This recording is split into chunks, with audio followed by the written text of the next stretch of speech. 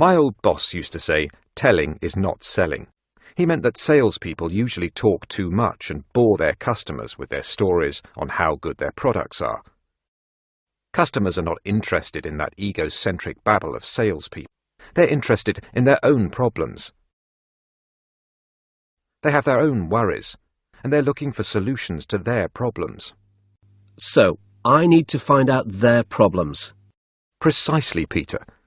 You need to ask good questions so that customers reveal their needs to you. They will appreciate you if you listen to them. My old boss said that the ratio should be 30-70. I don't follow you, boss. A salesperson should only talk 30% of the time, the customer 70% of the time. Very often it's the opposite, though.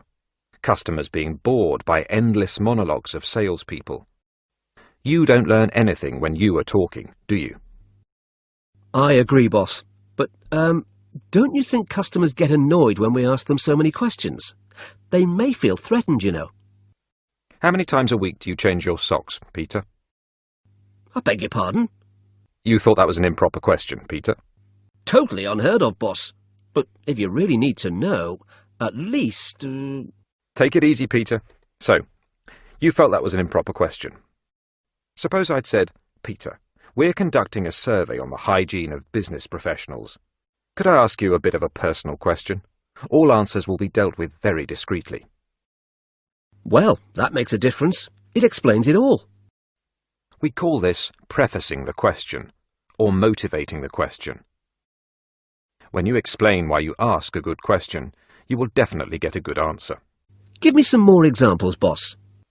In order to better understand your needs, dear customer, I would like to ask you a few questions. I understand you've had some issues with your current supplier. Can I ask you some questions to see where we might be able to help you? Sounds good. Here are a few other suggestions when you start asking questions of your customer. After a question, leave room for the answer by pausing. Also, pause after receiving the answer to a question. The customer will often add something.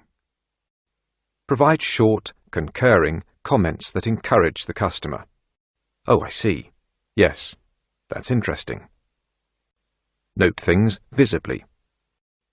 Also, ask neutral questions that extract more information from the customer. If the customer does not answer immediately, give him more time to think by repeating your question using different words.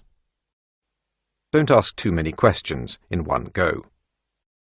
Ask the customer for his opinion before giving yours.